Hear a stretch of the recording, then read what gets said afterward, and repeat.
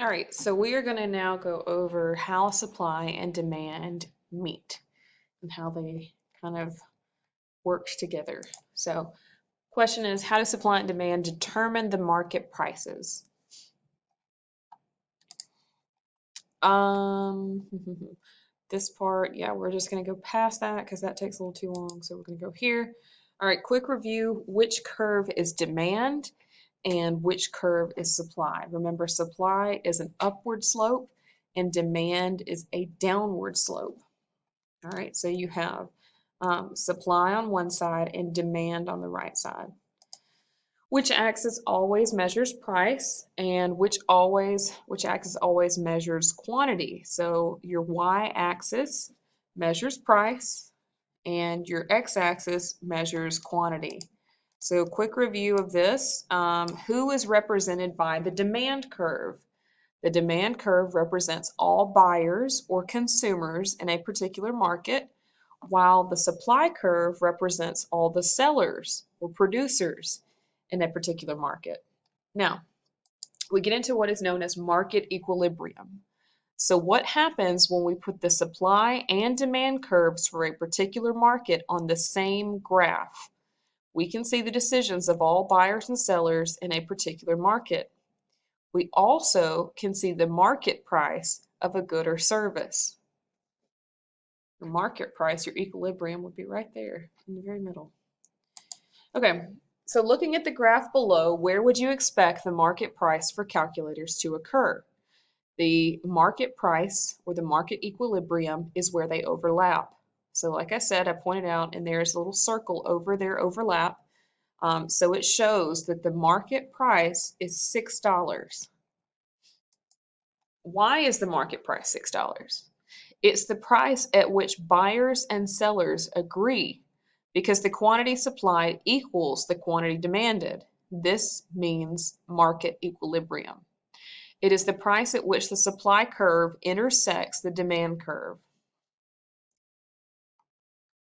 So think about it. Why do you think that the equilibrium price is sometimes called the market clearing price? At this price, all of the products that sellers put on the market will be sold to buyers with no quantity remaining. That's why this price is sometimes called the market clearing price, because there will be no products left in the market.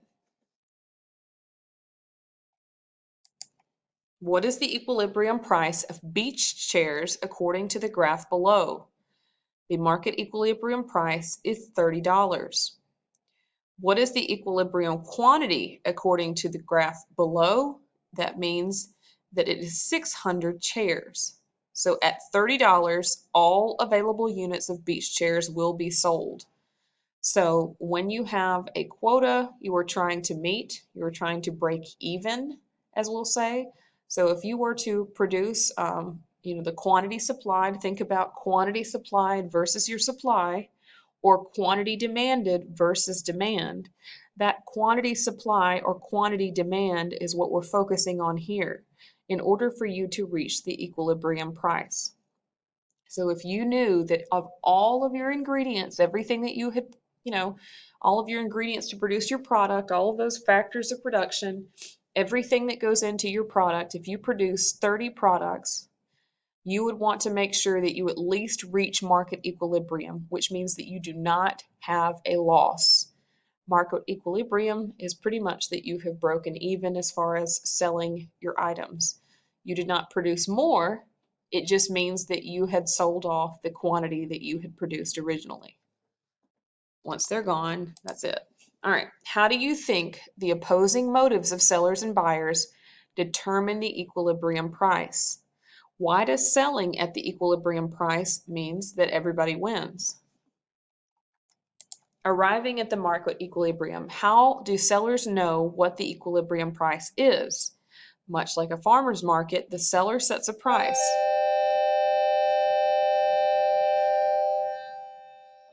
Now remember Adam Smith and the invisible hand that the market will regulate itself. Competition is important. Competition is what regulates the market.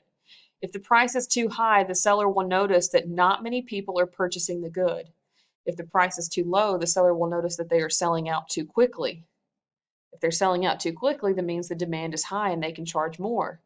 The seller readjusts the price until they arrive at market clearing, which means they have a good amount of people still purchasing, but they're also selling their stock off. Arriving at market equilibrium. How do sellers know what the price is? In a competitive market with many buyers and sellers, this process happens over time.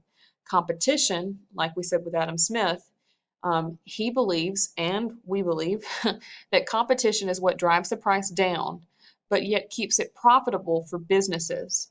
So, this idea that the invisible hand allows the market to determine the correct price as everyone acts in their own self-interest.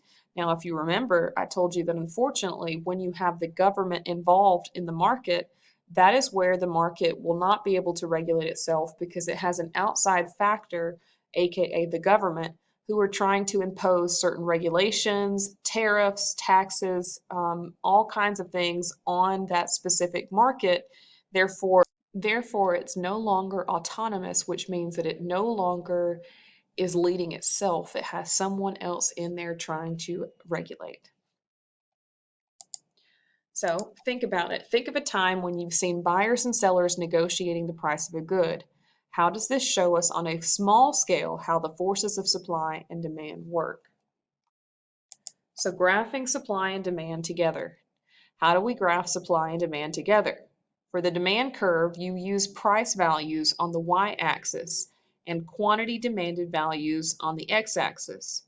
For the supply curve, you use price values on the y-axis and quantity supplied on the x-axis. Please complete the graph in your notes by graphing supply and demand. Make sure you properly label your axes. Now, your graph should look like this. What did you figure out is the equilibrium price? It's $70. What is the equilibrium quantity? It is 600 textbooks. That is market equilibrium. So shifting supply and demand. What happens when supply or demand shifts? Remember, if there is a non-price factor that shifts either curve, there is a new market equilibrium, because if the entire curve shifts to the right or the left, that means that you will now have a new market equilibrium price. So remember, remember that we looked at the graphs, and you will have to drag the little arrow and select D1, D2. Okay, so remember that your D1, that is your old point. Okay, that is your old curve. And D2 is going to be your new curve in the future. So when demand increases, price also increases, and so does quantity. So that means that it is going to shift to the right. However, if demand decreases, price also decreases and quantity decreases. So that means your curve is going to shift to the left. So notice here, as the curve shifts, you see a new market equilibrium price. When demand increases and consumers want more of a good, why would price increase? Think of a real-world example. And when demand decreases and consumers want less of a good, why would price decrease? The same here with shifting in supply. If there is an increase in supply, you see that your curve is going to move to the right. If there is a decrease in supply, you see that your curve is going to move to the left. And again, we notice that there are new market equilibrium prices set at each curve. When supply increases and producers want to sell more of a good, why would price decrease? When supply decreases and producers sell less of a good, why would price increase? Refer back to the beginning of your notes. All right, we are not doing this. Okay, so we will stop here.